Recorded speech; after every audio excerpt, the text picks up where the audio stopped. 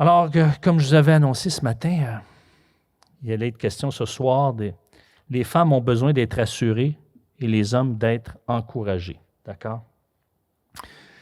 Dans 1 Jean 3,18, ça nous dit, 1 Jean 3,18, « Mes enfants, que notre amour ne se limite pas à des discours et à de belles paroles, mais qu'il se traduise par des actes accomplis dans la vérité. » Pour une femme, lui exprimer de l'amour, eh bien, c'est par nos paroles et par nos actions. C'est, entre autres, ce n'est pas la seule façon, mais une façon d'exprimer à notre épouse notre amour en parole et en action, c'est en la rassurant.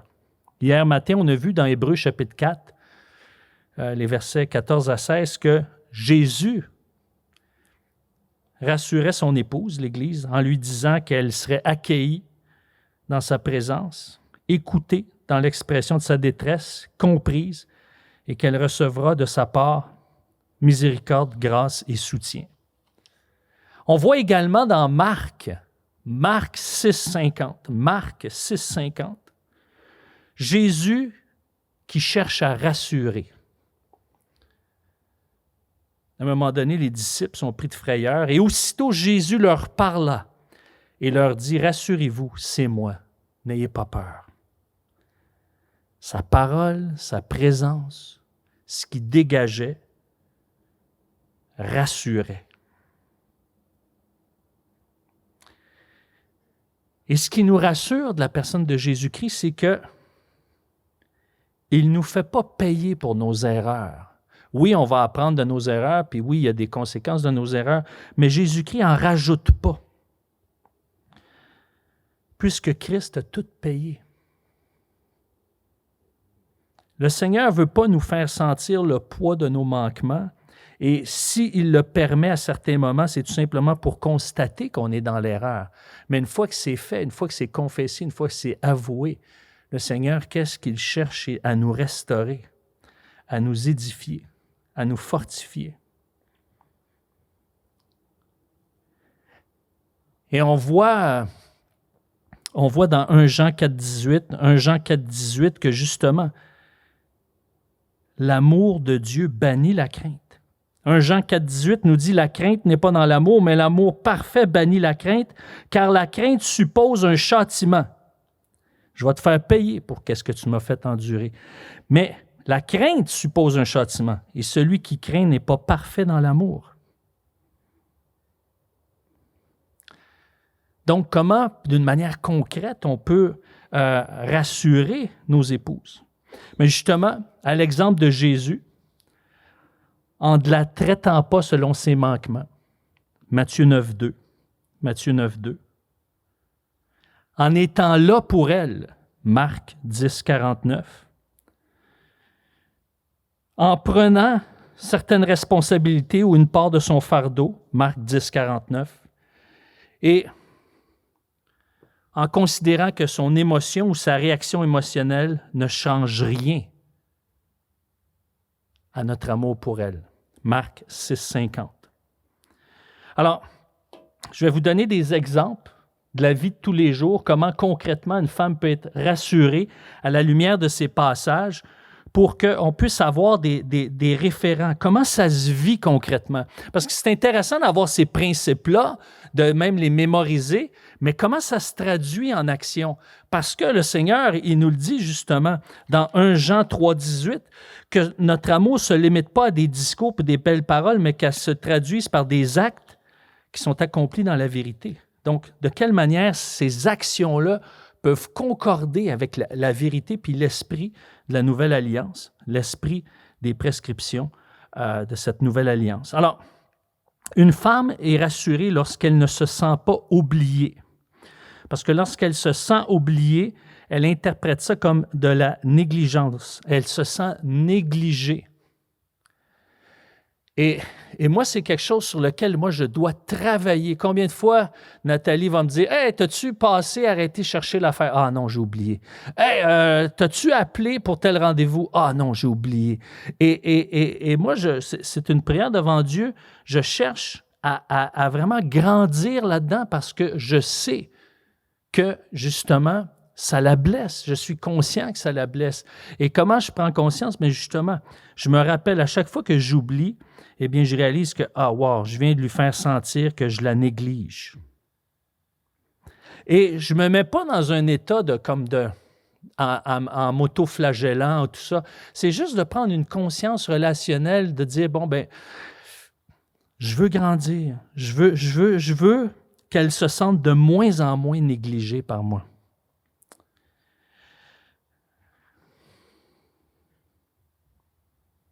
Et si elle vous partage que quelqu'un d'autre l'a oublié, mais c'est important de ne pas prendre la part de l'autre. Si au bureau, je ne sais pas, moi, son patron l'a oublié, il a fixé un rendez-vous, et puis il n'était pas là parce qu'il y a eu d'autres choses, puis là, vous dites, c'est parce qu'il y avait peut-être quelque chose d'important, là, il t'a oublié, c'est pas bien grave. Mais ce qui va la rassurer, que vous comprenez ce qu'elle vit, puis par quoi elle a passé, mais c'est justement de lui montrer que vous êtes conscient de ce que ça lui a apporté comme douleur en disant, « Wow, à ta place, je serais furieux. » Ça doit être pénible de vivre un moment comme ça.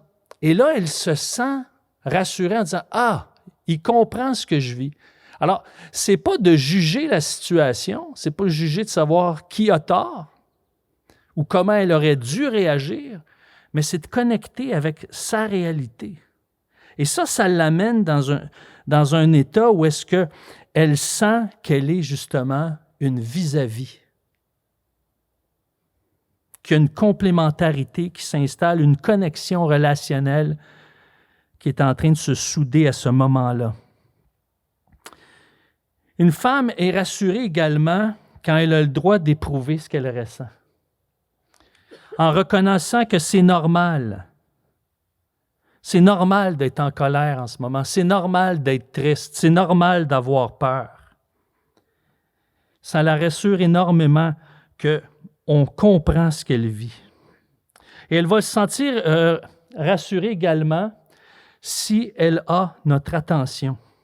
Comme on a vu hier, écouter sans donner de solution, identifier l'émotion qui l'habite, surtout à la fin de sa communication. Tu sais, par exemple, dire à la fin, « Wow, tu dois être déçu que ça s'est passé comme ça. » Et si elle dit, « Ben oui, justement, je ne me suis pas senti écouté au bureau. J'espère tellement que tu ne revivras pas ça. » Tu sais. Et c'est pour ça que c'est important pour elle de se sentir comprise et pour qu'elle se sente comprise, eh bien, d'éviter les phrases toutes faites parce que ça ne la rassure pas. Elle a l'impression, quand je lui sors des phrases toutes faites, « ben pourquoi tu t'en fais tant? C'est tellement un détail. » Mais elle a l'impression justement que je banalise qu'est-ce qu'elle est en train de vivre. Elle ne se sent pas rassurée. Pour qu'elle se sente rassurée, c'est important aussi qu'elle se sente considérée.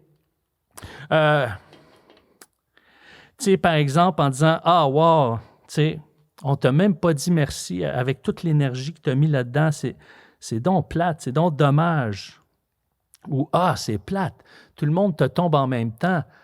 Ouf, ça ne doit pas être facile après de revenir au bureau avec le sourire. » Tu sais, c'est ce genre de connexion-là qui fait que c'est une démonstration d'amour en action et en vérité.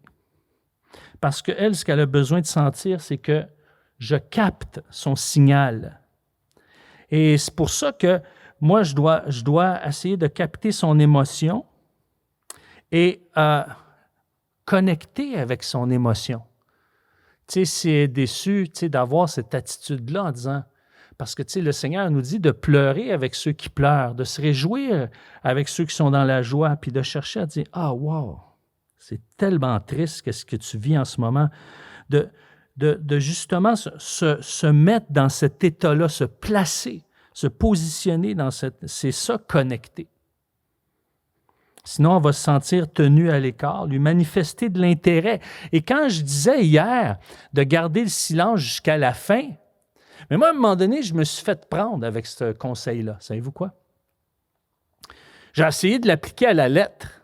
Puis là, à un moment donné, ma femme me dit, « Pourquoi tu ne réagis pas? » « Non, mais je t'écoutais attentivement. »« Mais moi, je n'ai pas senti que tu m'écoutais. Je te le dis. » « Non, mais tu aurais pu juste hocher de la tête, dire « I. » Ah, OK! Mais des fois, c'est pas de l'interrompre, c'est juste de manifester un son, un signe, une réaction. Ah! Ah! Il n'a pas dit ça! Tu sais, c'est comme, tu sais, de manifester, de dire, hey, il est là, il est connecté, il vit avec moi, il me suit. Je l'amène avec lui dans ce que je vis. On est ensemble là-dedans. Des, oh non! Oh, wesh! Oh! Tu sais, ça veut dire quoi? On vit, on connecte. La vie, c'est connecter. C'est répondre à ce qui se passe. Et elle a besoin de ressentir justement que ce qu'elle ressent est accueilli. Et c'est de dire, wow, c'est tout à fait normal que tu réagisses de la sorte. Moi aussi, j'aurais pété les plombs, me semble. J'y aurais tordu la tête, j'y aurais dévissé le cou. Wow! C'est énervant, il y a de quoi être en colère. Je comprends que tu as eu peur. Et ça, c'est ça qui fait qu'elle se sent rassurée. Il est avec moi. On se sent rassuré quand on prie puis que le Seigneur nous parle, nous répond par sa parole. On se sent rassuré quand on se sent compris dans le Seigneur. Tu sais, combien que c'est arrivé à un moment donné, j'ai dit « Hey, wow, Seigneur, j'aimerais tellement ça que ces choses-là se règlent, puis de voir Dieu régler les choses, les situations. » Et c'est tellement rassurant.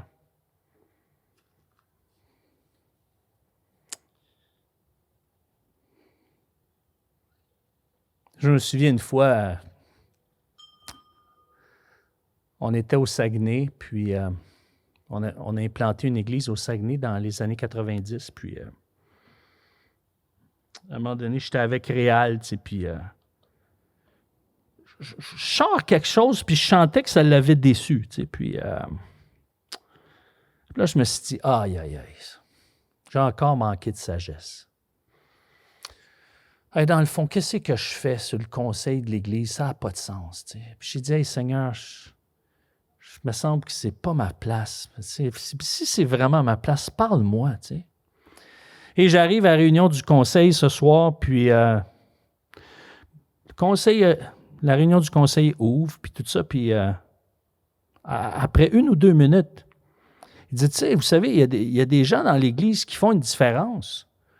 Puis je veux dire, si on n'avait pas Éric en ce moment, je veux dire, l'Église ne serait pas où est-ce qu'elle est. Oui, c'est le Seigneur qui fait l'œuvre, mais il l'utilise, puis on est tellement bénis. Puis moi, j'étais là, je dis, wow, Seigneur, je t'en demandais pas tant. C'était comme, wow! Mais ça m'a rassuré. Ça me dit, écoute, arrête de regarder juste à tes fautes, mais tu sais, laisse-moi agir, puis apprends de tes fautes. Ça ne veut pas dire de continuer à faire des niaiseries puis de dire n'importe quoi. Mais moi, ça m'a rassuré. Ça me dit, hey, wow, Seigneur, tu m'as entendu. Tu sais? Et puis c'est ça que nos femmes ont besoin de sentir. Hey, il m'entend présentement. Puis encore une fois, je ne dis pas ça pour augmenter un fardeau, je dis ça tout simplement pour avoir des repères, pour avoir des pistes. Puis si c'est un fardeau pour vous, allez au Seigneur puis déposer ce fardeau en disant « Hey, c'est trop gros pour moi, Seigneur, viens à mon secours. » Et des fois, c'est à criant à Dieu, des fois même ça peut être de prier, de jeûner, et d'autres fois, c'est de dire hey, « Est-ce que quelqu'un peut m'accompagner puis pour que je puisse grandir là-dedans? » Et ce n'est pas un défaut de demander de l'aide. Ça peut être humiliant de demander de l'aide, mais ça fait partie du plan de Dieu parce qu'on est appelé à s'aider, à s'équiper, à se soutenir les uns les autres en tant que famille, en tant que corps de Christ, en tant qu'Église. Le besoin de sentir qu'on lui témoigne de la compassion, comme on a vu hier dans Hébreux chapitre 4, 14 à 16, pour pouvoir partager sa joie, sa peine, et même comprendre qu'elle peut se sentir coupable, et puis de comprendre qu'elle peut se sentir mal.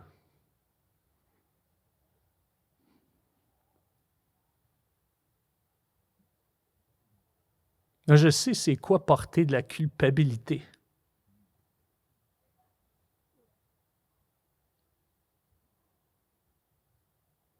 Parce que quand je suis parti le 6 avril 2013, aller chercher du lait d'amande, parce que Carole m'a demandé d'aller chercher du lait d'amande. Puis il y avait une petite voix qui me disait « Non, vas-y pas. » Puis moi, je raisonnais, je rationalisais cette voix-là. Je disais « Ah ouais, elle va mieux. Elle a bien dormi, elle file bien, elle n'a jamais été comme ça. » Puis je suis allé, puis quand je suis revenu, il était sans vie. Puis je me suis tellement senti coupable de ne pas avoir écouté cette petite voix-là. Je sais c'est quoi porter de la culpabilité. Puis comment que c'est douloureux. Puis même en thérapie, je veux dire, il y avait du monde autour de moi qui me lançait des arguments, puis ça pénétrait pas, puis ça me délivrait pas, puis ça faisait rien à rien. Il n'y avait rien qui pouvait enlever cette culpabilité-là. C'est tellement souffrant. Surtout quand les conséquences sont graves.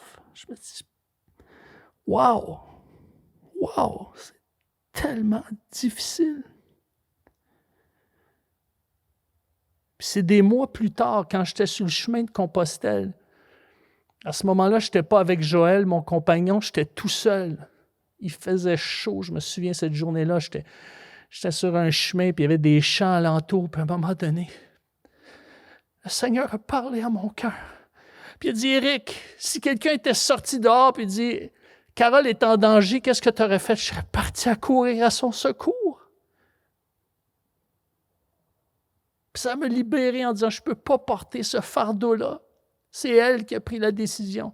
Mais là, c'est le Seigneur qui est venu m'enlever cette culpabilité-là. C'est lui qui est venu parler à mon cœur. Et combien que quand on vit des moments de culpabilité, qu'on soit vraiment coupable ou pas coupable ou partiellement coupable, ça fait du bien de sentir que des gens comprennent autour de nous.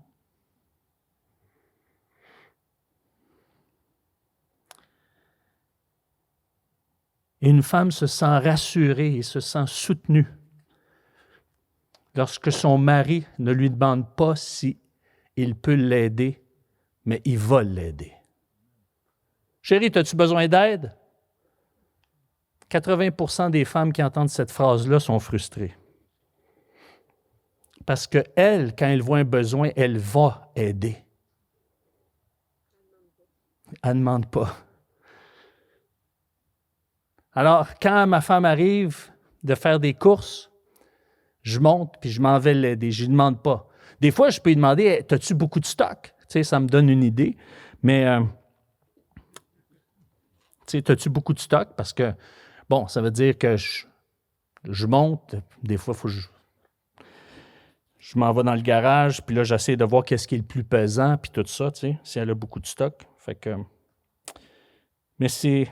Hey, tu veux-tu que je t'aide à faire la vaisselle? Non. Prends ton linge, puis va essuyer la vaisselle ou prends la brosse, puis lave-la. Alors, demande-lui pas. Passe à l'action. Et ça va lui faire du bien. Et puisque les femmes sont dotées du principe de réciprocité, elles, quand elles vont voir leur conjoint seul, on peut, quand elles viennent nous voir puis on est seul, on est tranquille, ça peut nous picosser parce que elle, normalement, quand elle s'isole, elle ne se sent pas bien puis elle a besoin de soutien. Fait que quand nous, on s'isole puis on a de l'air juste pensif un petit peu, tu sais, on est en train de jongler, qu'est-ce que tu as? Tu veux-tu en parler? Y a-tu quelque chose qui ne va pas? Es-tu au bureau? Sais-tu quand je t'ai parlé tantôt? Puis là, nous, ça nous picosse parce que nous, on n'est pas dotés naturellement, règle générale, du principe de réciprocité. Donc, comme je vous l'ai mentionné, ce matin, on a besoin d'aller s'isoler. Donc, c'est important de comprendre cette réalité-là parce que nous, nos besoins sont différents. Ce qui est important de comprendre, c'est que les hommes mesurent leur valeur personnelle en fonction de leurs compétences. On le voit, la conséquence de la chute pour l'homme, c'est d'œuvrer à la sueur de son front, d'arriver à des résultats par ses efforts. Alors, leur proposer de l'aide, s'ils ne l'ont pas demandé, ça revient à leur dire qu'ils ne sont pas à la hauteur, qu'ils ne sont pas fiables, qu'ils ne sont pas compétents, qu'ils ne sont pas capables de s'en sortir par eux-mêmes. Alors, quand un homme a besoin de soutien, eh bien, normalement, c'est lui qui va le demander. Fait que, moi, si ma femme a dit « Hey, tu devrais appeler ton beau-frère », quoi, tu penses que je ne suis pas capable de le faire? Alors, ça c'est comme... Mais quand je viens, puis que là, je dis « Hey, ça me dépasse », Là, je prends le téléphone puis je dis, OK, on va appeler quelqu'un. Là, ça veut dire quoi? En tant qu'homme, je me dis, là, je suis suffisamment sage pour comprendre que j'ai besoin de quelqu'un d'autre. Alors, mais ça vient de moi. Ce n'est pas une petite voix qui me l'a soufflé à l'oreille. Alors, c'est pour ça que quand un homme va vivre des émotions négatives, eh bien, qu'est-ce qu'une femme va avoir tendance à faire? Bien, viens, on va en parler.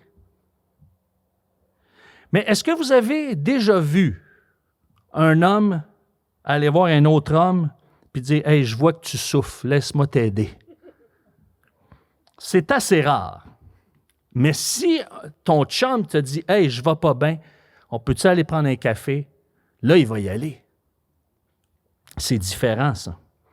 Quand c'est l'ami qui vient voir un homme, on est tout de suite prêt à y aller. Je ne peux pas le laisser tomber. Il m'a demandé de l'aide. C'est différent. Et ce qu'un homme a besoin, c'est de sentir principalement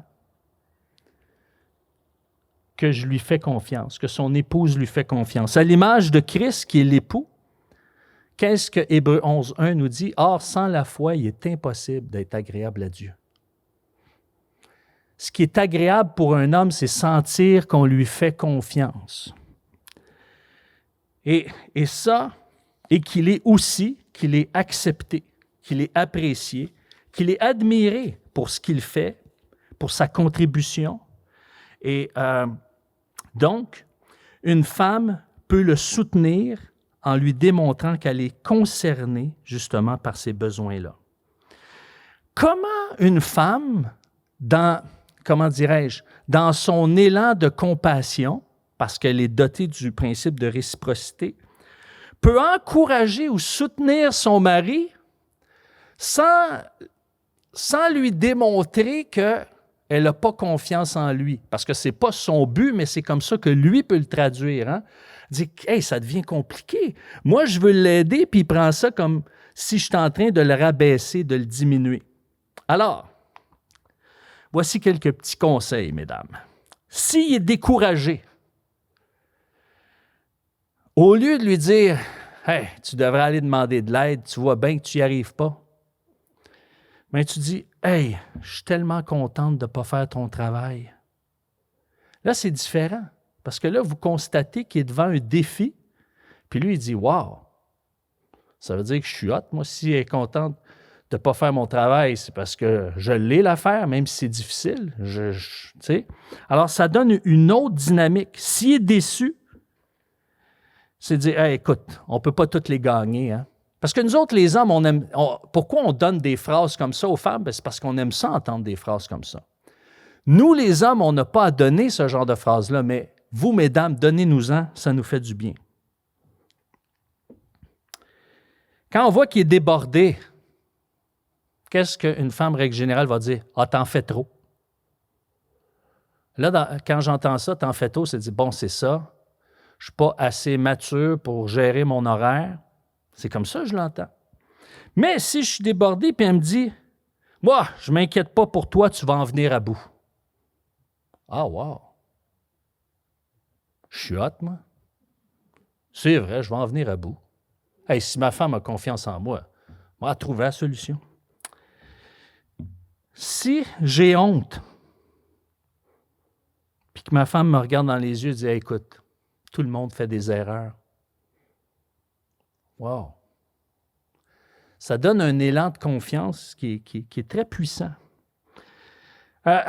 S'il est furieux contre lui-même, eh tu peux lui dire « Hey, le bureau te paye un salaire de premier ministre, c'est pour ça que les patrons savent que tu vas rebondir. Au salaire qu'ils te payent, là, ils savent là, que tu vas revenir puis ça va s'améliorer. » Alors, c'est pour ça que pour gagner le cœur d'un homme, c'est de lui manifester de l'appréciation, de la confiance et pour qu'il ne puisse pas se sentir menacé. C'est comme si ça vient automatiquement. Dès qu'on se sent remis en question, on se sent menacé. Pourquoi? Bien, à cause de la chute, évidemment, à cause qu'on est pécheur. Mais lorsqu'on sent que notre épouse nous fait confiance, eh bien, on a des ailes, on est prêt à se donner. Et c'est pour ça que souvent, ce n'est pas le contenu qui nous échappe, c'est la façon de l'aborder. Et c'est pour ça que demain, on va voir plusieurs proverbes en rafale pour se laisser justement éclairer par les proverbes, pour apprendre de plus en plus à se positionner avec sagesse, communiquer avec sagesse. Moi, savez-vous, ce que je fais, c'est que chaque jour, je lis le proverbe du jour. Et à chaque année, je change de traduction. Pourquoi? Pour relire et pas tomber sur le pilote automatique, puis me mettre à lire, puis dire « Ah, OK, je l'ai lu ce verset-là, oui, je le sais. » Alors, quand c'est dans une autre traduction, c'est comme si ça rafraîchit et ça garde l'attention, ça stimule l'attention. Et le proverbe du jour, c'est facile. On est quelle date aujourd'hui? Le 18 août. Alors, proverbe 18, ça commence par « Celui qui se tient à l'écart cherche ce qui lui plaît ». Ça, c'est la version seconde 1910. Alors, il y a une autre traduction qui dit, au lieu que, il dit l'original. Il commence comme ça, voyez-vous. Alors, le 18, vous lisez le proverbe 18, vous méditez les proverbes, et les proverbes sont donnés sont donnés par Dieu pour nous équiper dans nos relations interpersonnelles, les relations d'affaires, les relations de travail, les relations d'époux-épouse, les relations dans la communauté. Et c'est rempli de conseils pratiques et sages de communication et d'interrelation en milieu social ou communautaire.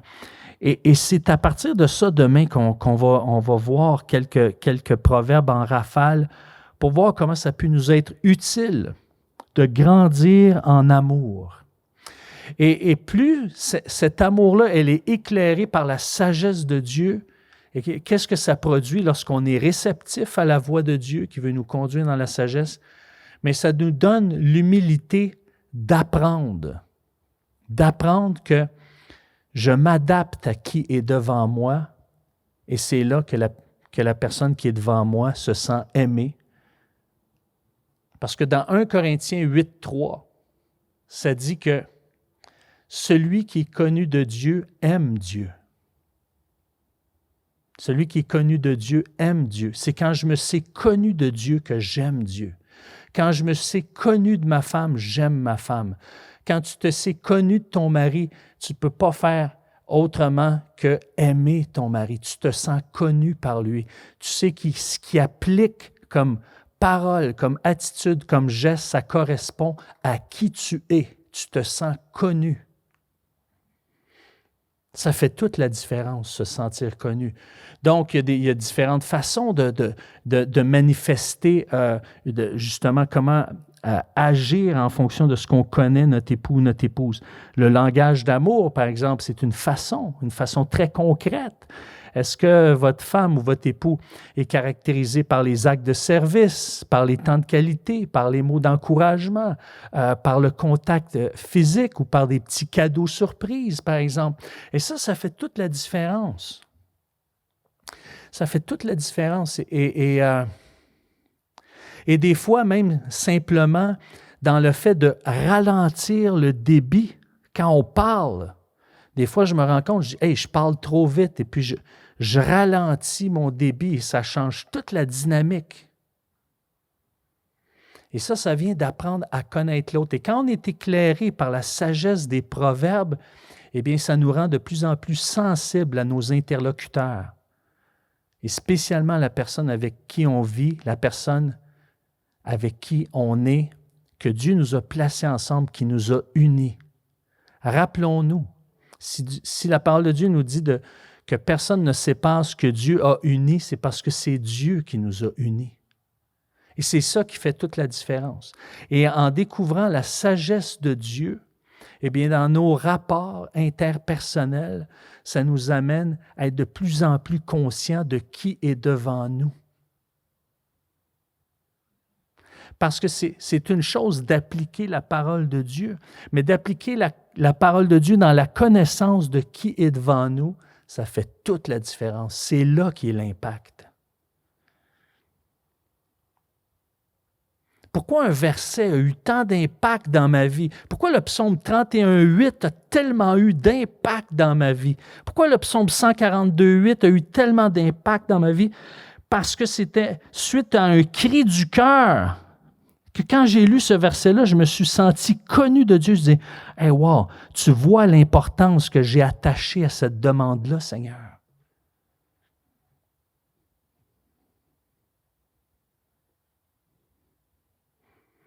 Et de la même manière que quand notre époux ou notre épouse communique un besoin, puis qu'on se sent considéré, ça fait toute la différence. C'est pour ça que je vous donne des feuilles, simplement pour alimenter la discussion, pour grandir dans la connaissance de l'un de l'autre, des désirs de l'un de l'autre, et d'amener tout ce qui peut nous empêcher ou qui nous amène un blocage de pouvoir répondre à ces désirs-là, de l'amener à la croix, de dire « Hey Seigneur, j'ai besoin de te voir travailler ma vie. Qu'est-ce qui m'amène à bloquer là-dessus? Seigneur, je m'en viens pour que je puisse connaître une guérison, pour que justement cette puissance puisse agir en moi et que tu puisses m'émerveiller en faisant au-delà de ce que je peux imaginer ou penser. »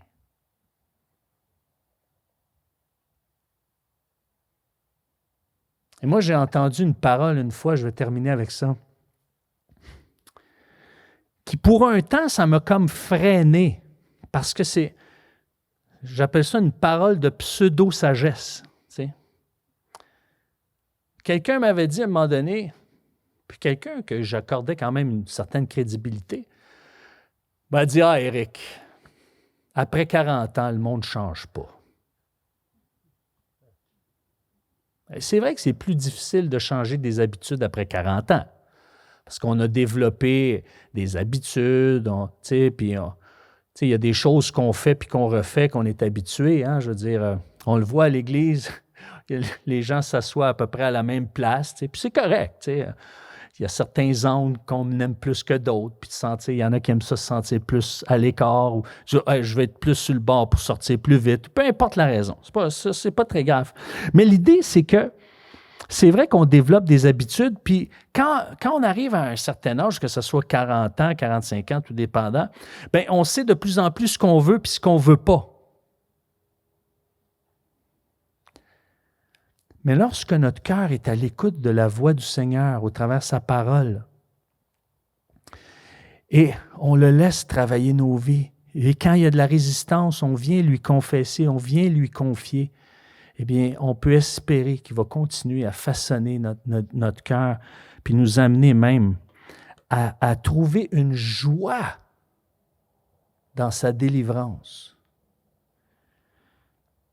Parce que notre espoir n'est pas dans nos capacités de nous transformer, mais dans sa capacité à lui de nous convaincre que c'est notre bien qu'il veut et il va le faire toutes choses bonnes en son temps. Et c'est pour ça que l'épreuve produit de la patience, comme Jacques dit, parce que le défi souvent, c'est de persévérer jusqu'à ce qu'on puisse voir la délivrance de Dieu. Cette délivrance que Dieu s'est engagé à produire. Prions, s'il vous plaît. Seigneur, merci pour ta parole qui est la vérité. On dépend de toi.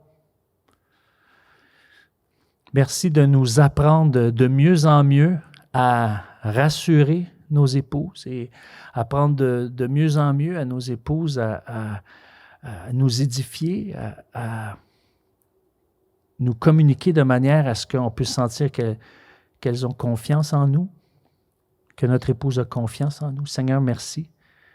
Que dans toutes ces choses, c'est toi qui fais l'œuvre. En d'autres mots, tu nous donnes un avant-goût de ce que tu vas produire dans nos cœurs. Tu nous donnes un avant-goût de ce que tu vas opérer, afin qu'on puisse témoigner que c'est ton œuvre, la tienne. Et c'est pour ça que tu es glorieux, parce que tu nous dépasses. Tu es merveilleux, Seigneur. Tu es merveilleux. Gloire à toi. Merci Seigneur. On te remercie même pour les défis qui sont placés devant nous, parce que ça nous donne une occasion de te voir à l'œuvre, de voir que ta parole est la vérité et de témoigner de ce que tu es fidèle. Et c'est dans le nom de Jésus qu'on te rend grâce. Amen. Merci beaucoup. On se voit demain matin.